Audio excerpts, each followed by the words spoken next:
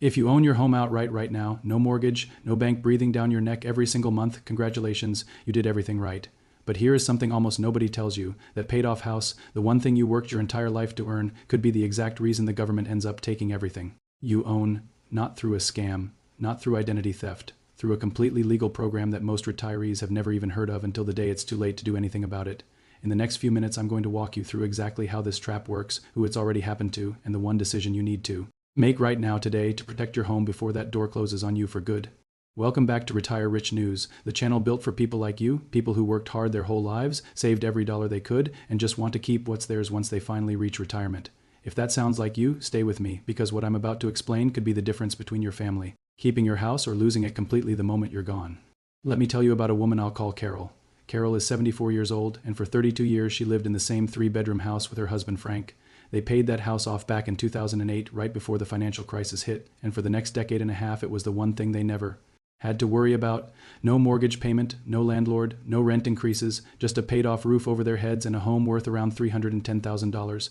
Frank passed away 4 years ago, and Carol stayed in the house alone, tending her garden, watching her grandkids grow up to streets over, living the kind of quiet, peaceful retirement most of us hope for one day.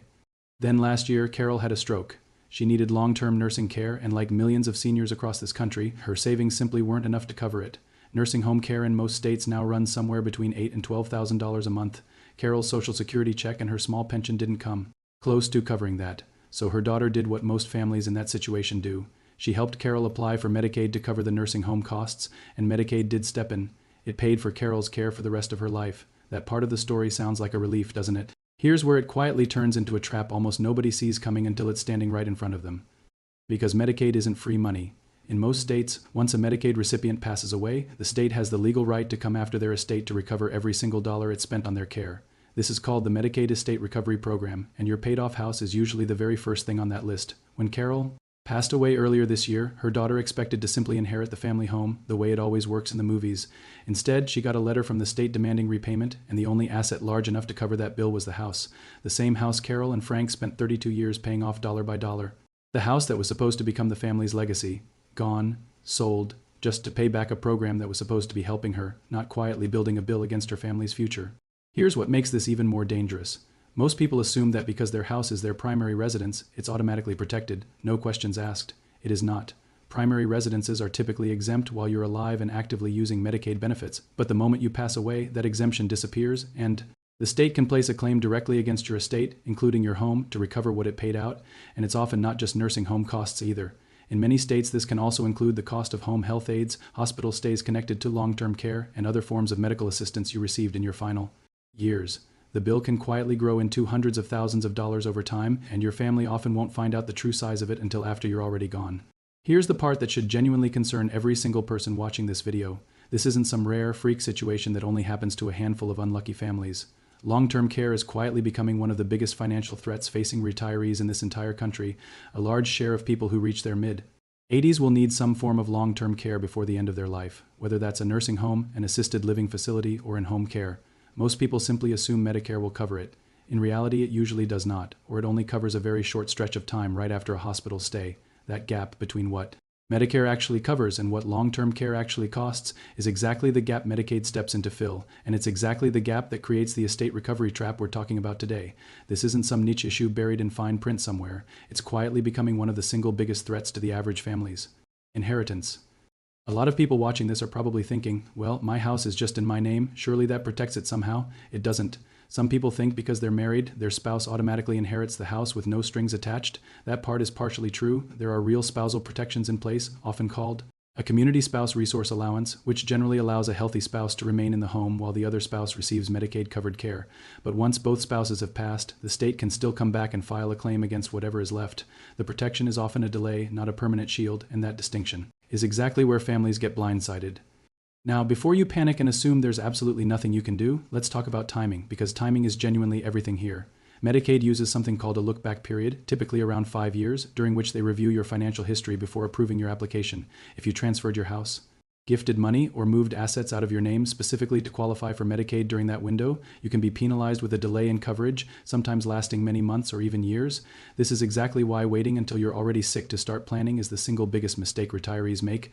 By the time you actually Need the help? It's often already too late to properly protect what you have. If you're finding this useful so far, do me a quick favor. Hit that like button and go ahead and subscribe to Retire Rich News right now while you're thinking about it. We put out videos like this every single week, breaking down the traps, loopholes, and rule changes that nobody bothers explaining to retirees in plain, simple English. And honestly, the only way we can keep making these videos is with your support.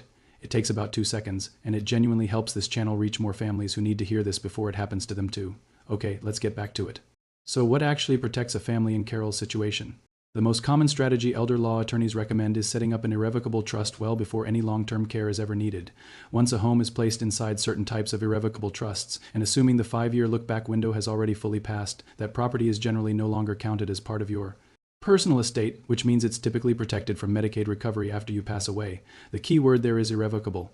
Once it's done, you generally can't undo it or simply pull the house back out whenever you feel like it, which is exactly why this isn't a decision to make in a panic at the hospital. It's a decision to make early, while you're still healthy, with a clear head and proper legal guidance from someone who actually understands your state's specific rules. There are other strategies worth knowing about too. Some families look into long-term care insurance, purchased years in advance, which can cover nursing costs without ever touching Medicaid at all. Others explore something called a life estate, where you legally transfer ownership of the home to your children or another trusted person. But you retain the legal right to live there for the rest of your own life.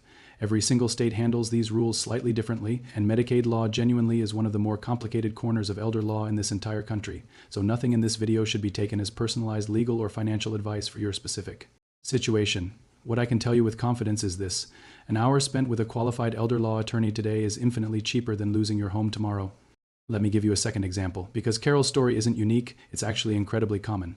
A couple I'll call John and Linda did almost everything right financially. They paid off their mortgage by their late 50s, built a modest retirement fund, and assumed that because they were debt-free, they were also worry-free. When John needed memory care at 79, Linda had no idea that the house they'd shared for 40 years could eventually be at risk after she herself passed away. She found out almost by accident at a community seminar hosted by a local attorney 2 years before she actually needed that information. Those 2 years made all the difference. She was able to restructure their estate properly, well within the look-back window, and protect the home for their kids. The only difference between Linda's story and Carol's story is timing and a little bit of information that most people simply never get access to until it's already too late. That's really the heartbeat of this whole channel. It's almost never the retirees who spent recklessly who get caught off guard by rules like this.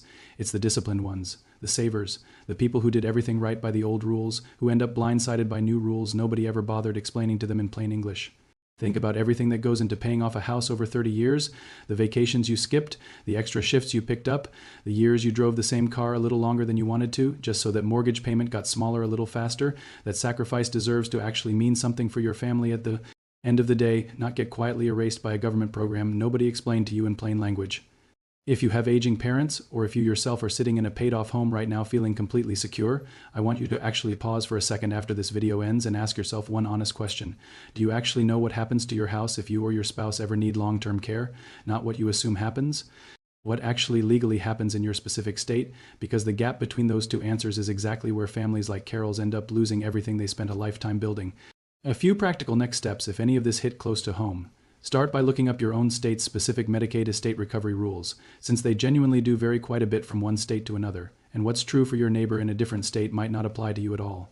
Consider reaching out to a qualified elder law attorney for even just a single consultation, long before any health crisis forces your hand. A single conversation can tell you exactly where you stand, what your timeline looks like, and which strategies actually apply to your situation. Review how your home is currently titled, and ask whether a trust, a life estate, or long-term care insurance might make sense for your particular circumstances. Talk to your spouse and your adult children now, while everyone is healthy and clear-headed, rather than during a hospital waiting room conversation under pressure. Write down your wishes, gather your paperwork, and know exactly which assets are exposed and which ones are not. None of these steps cost you your home equity today, but all of them could be the exact reason your family keeps that home tomorrow instead of losing it to a bill nobody saw coming. The hardest part of Carol's story, according to her daughter, wasn't actually the financial loss itself. It was the feeling that her mother had spent her whole life protecting that house, only to lose it through a system she never even knew existed.